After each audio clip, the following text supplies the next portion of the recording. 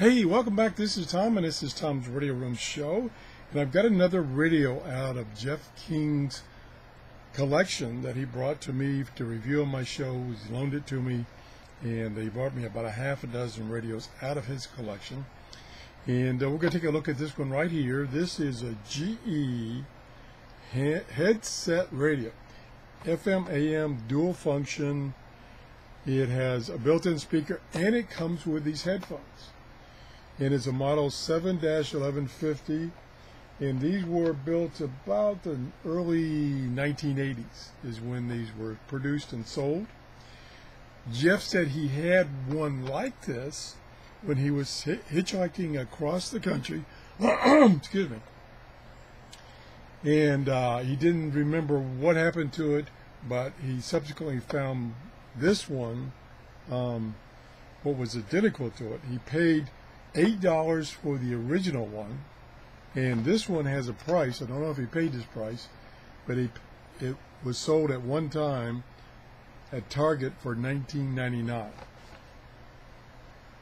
Pretty cool little radio. These were really popular back in the 1980s.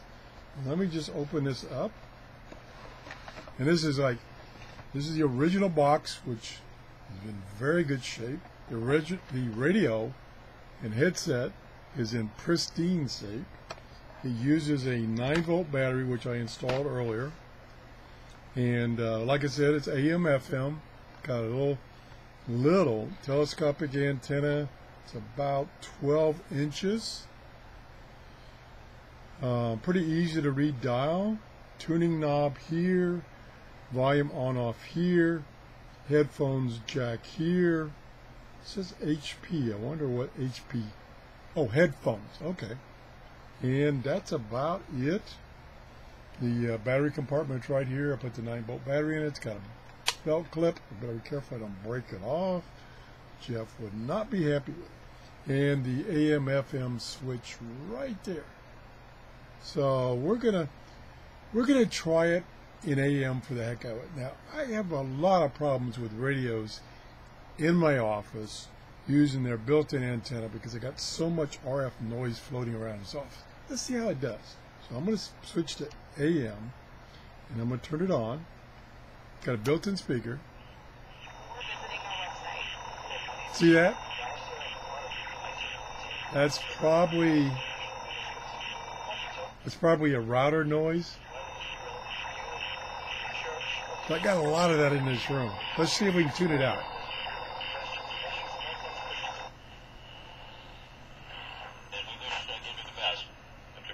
There we go. We'll come back after this.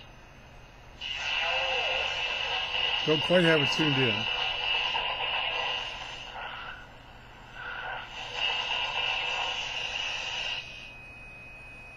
Yeah, there's a high-pitched noise. You can find just about anything online, but if you're looking to buy a car, online shopping. We turn this down. So it is suffering from all the noise, RF noise I got from computers, tablets, routers. This room is just loaded with noise generating equipment, so it's struggling for that. Let's go to FM. That doesn't surprise me that the AM has that problem. I mean, some radios, all I hear is I can't tune in anything, especially the newer ones. Let's go to FM. Tune the station. Turn the volume up. Spanish station. Like, oh, I don't have that money. I mean, I know when I went to buy my home, that was something that was on my mind. Yeah, that's your credit score is 580 or higher. So I'm not getting the interference like I did on AM. I'm not getting that on FM, which is kind of normal. The speaker does sound a little tinny. It's a little speaker right here. And the thing is, that's one thing that there's a major improvement over the years is small speakers. Like this radio, I mean, yeah, this is an FM radio MP3 player. And I've shown this quite a few times. It's got a tiny speaker, but the audio quality is great. Now, not much bass, but medium frequencies and high frequencies, it does a beautiful job. totally different. I mean, this is in the era when they just started using these little speakers, and the sound was not that great. Hence, they included a set of headphones, which makes the audio a whole lot better, a lot better. Even though these are kind of low quality, makes the difference in the world. Can't show you.